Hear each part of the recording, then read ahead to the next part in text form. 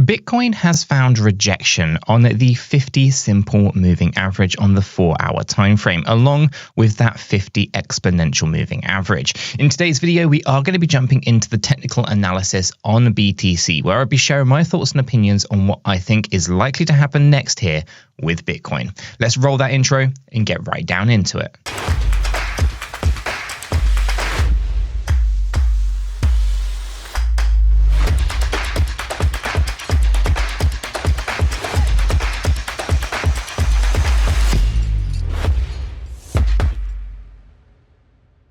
Hi guys, welcome back to the channel. Welcome back to another Bitcoin video update. And today we are going to be taking a look at the technical analysis here on BTC. We have for Bitcoin here paired up with USDT. We're on the 4-hour time frame here with the Binance exchange being our data source. Now, I still use Binance as the data source, mainly because it is the exchange with the most amount of spot volume going through it still, despite the US's attempt to kind of, shut down Binance and basically CZ stepping down and all that kind of stuff. For now, Binance still remains the top exchange from a volume point of view, which is why I still use it as my data source.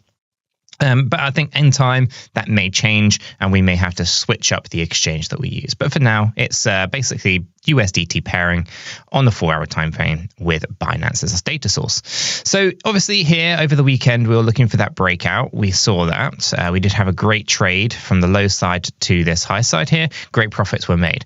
Yesterday, we were talking about the potential for coming into another long position, right? We had the breakout and we basically said if we were to enter in on the current price at the point of recording the video, we're talking about entering about 67,000. Stop loss would be about 64,500, and we'd have take profit up at about 72,500. And as you can kind of see here, we've narrowly missed the stop loss. Okay, we were expecting a move to the downside, and one of the things that we were talking about in yesterday's video was that we'd probably want to not go in at market value at the point of recording yesterday's video, but instead try to enter as close as you can to the trend line that I thought was going to get tested and the stop loss down there. So again, a nice tight stop loss, great risk reward ratio. So depending on where you've maybe looked at this as to whether you kind of got in on a trade for Bitcoin, obviously we were expecting the move back down to the trend line. So the previous areas of resistance. So here, and over here, for example. These were areas of resistance. We had the breakthrough and then we've come down, and what was resistance has now turned to support. Okay, so it's looking pretty good from that kind of point of view.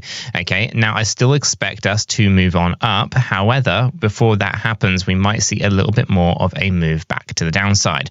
Okay, so it's possible that our stop loss as drawn here at $64,463 actually gets hit. So I'd probably be looking to come out at a small loss on this one and look for the next possible trade. So I'm going to delete this one off the chart and we're going to take a look at what's going on here and where our next potential entry could be.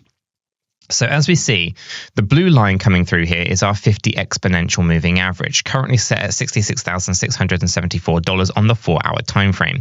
This is currently resistance, as it had been resistance over here and here as well. So you can see that this is still holding up as resistance. We had this fake out area here as per yesterday's video. We've broken up, but it's not really getting closed above the 50 exponential moving average in any strong way. The 50 SMA is basically just keeping us suppressed down. And we can see that the 50 SMA, which is the yellow line, is likely to cross lower than the exponential moving average here, which is our blue line, right? That's likely to cross, but that's okay. That's not terribly too bothersome.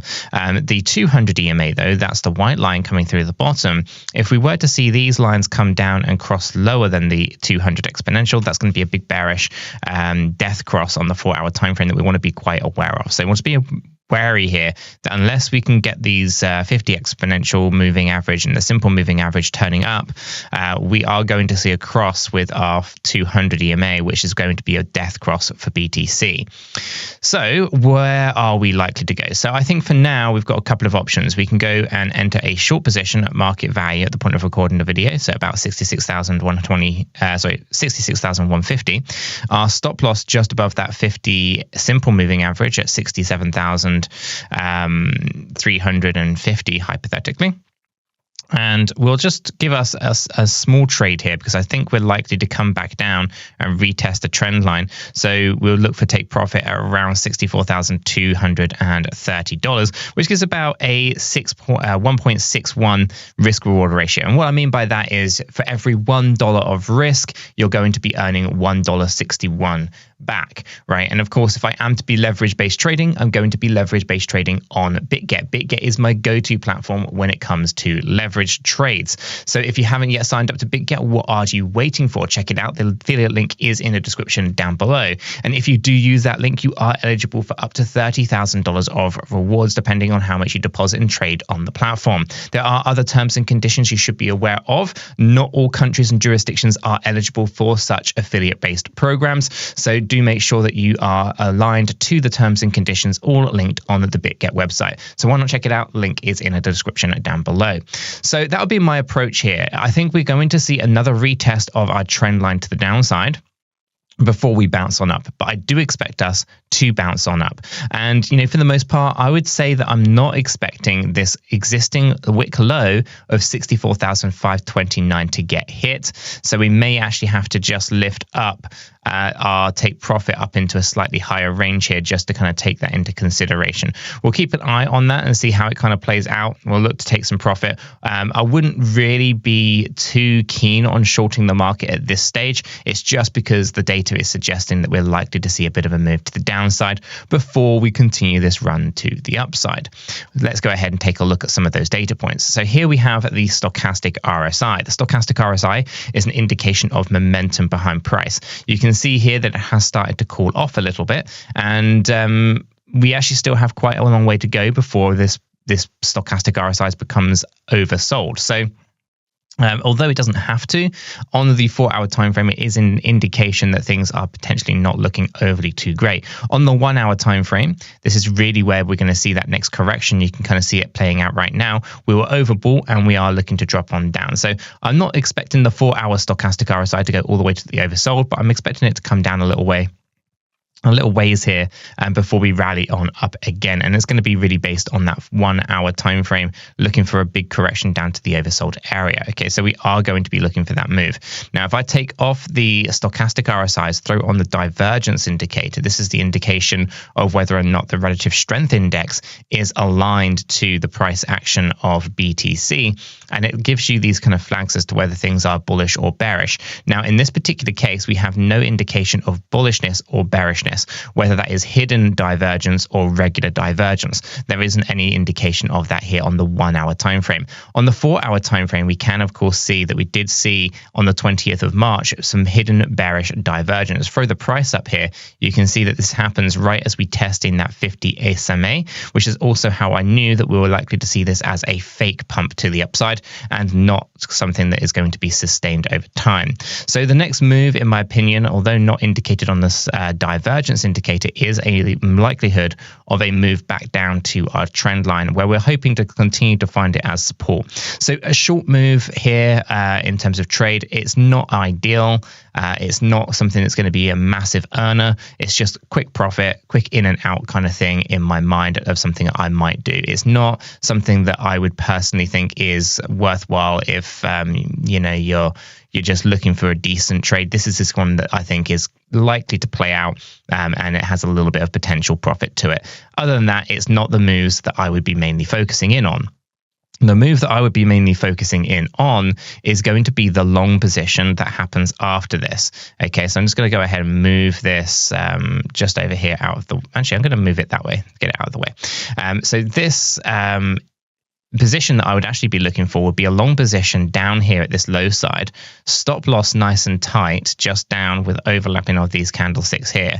And then I take profit. I want to kind of take a look at this area at around the $69,000. Okay, the risk reward ratio on this potential trade idea would be a 4.53. So that's $4.53 for every $1 of risk. It holds better risk reward ratios and is more suited to the way that I like to trade. trading short on the market, although could be profitable for short time periods, ultimately we're really looking to catch larger pockets of volatility where we are looking to make more money over a shorter or medium time frame.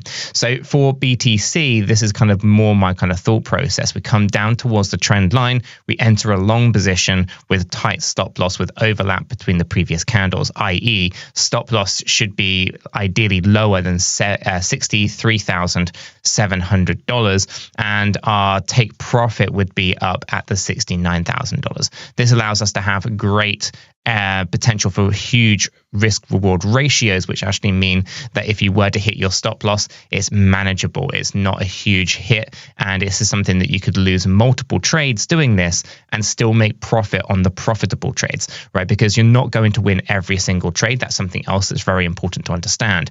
But having proper risk management and using proper risk reward ratios allows you to lose a larger number of trades, and your winning trades actually still earn you profit overall. So I think if you had a risk reward ratio of 3.0 or higher, I think you can actually lose 70% of your trades and still end up as a profitable trader overall.